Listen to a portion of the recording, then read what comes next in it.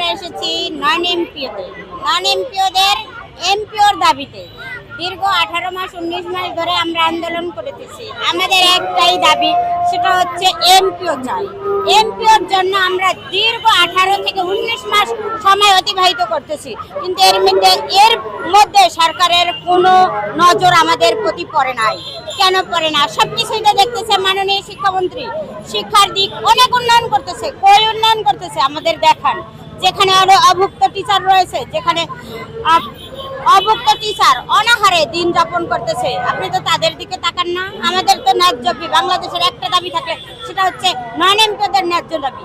এক নম্বর দাবি থাকলে সেটা হচ্ছে নন এমপিওদের এমপিওর দাবি, কিন্তু তাও আপনাদের চোখে পড়তেছে না। আপনারা বিভিন্ন জায়গায় যাইতেছেন, চাঁদপুরে গিয়ে স্কুল সরকারিকরণ করেন, কলেজ সরকারিকরণ করেন, ডিগ্রির মেয়েদের বিনা বেতনে পড়ান, কিন্তু যারা শিক্ষাদান করে তাদের জন্য আপনি কিছু করেন না।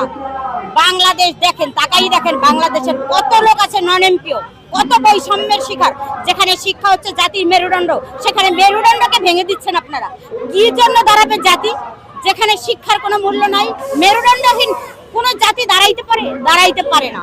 তাহলে শিক্ষা ছাড়া কোন জাতি দাঁড়াইতে পারে না। কিন্তু আপনারা দেখতেছেন না, এগুলো আপনাদের নজরে পড়তেছে না। আপনাদের নজরে, আপনাদের বারে বারে বলার চেষ্টা করতেছি, এই স্থায়ী সরকার, এদের বারে বারে বলতেছি, যখন থেকে সরকার গঠন করছে আমরা তখন থেকেই বলতেছি আমাদের দাবি, এক নম্বর দাবি আমাদের যাচাই বাছাই হয়েছে, আন্দোলন হয়েছে, আমাদের নীতিমালা প্রণয়ন হয়েছে, অ্যাপ্লিকেশন নিয়েছে, তারপরে প্রাথমিক যাচাই হয়েছে। কেন আমাদের এমপিও দেবেন না? এটা কি আমাদের দাবি না? কেন বারে বারে বলা লাগবে? শিক্ষকরা কেন রাজপথে আসবে? মাননীয় প্রধানমন্ত্রী, মাননীয় শিক্ষামন্ত্রী, আপনি অতি শীঘ্রই নির্বাচনের কয়েকদিন আগে বলছেন শিক্ষকদের দাবি নিয়ে রাস্তায় আসা লাগবে। এখন কেন আমরা রাস্তায়? জবাব চাই আপনার কাছে। আমাদের বাজেট কোথায় গেল? 25-26 বাজেট, আমাদের বাজেটটা আমাদের দিয়ে দেন, আমরা চলে যাই। সম্মানিত শিক্ষক মন্ডলী, আপনারা যারা এদিক সেদিক ঘোরাফেরা করেন, আপনারা কথা বলতেছেন, আমরা নন এমপিও যারা রয়েছি, শিক্ষক রয়েছেন, কর্মকর্তা কর্মচারী রয়েছেন, আমরা বঞ্চিত থাকবো?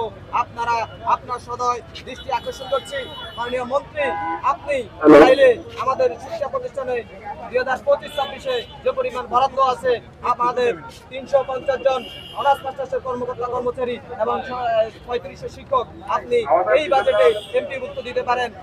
আমি বলবো অতি দ্রুত আমাদের এই অনার্সের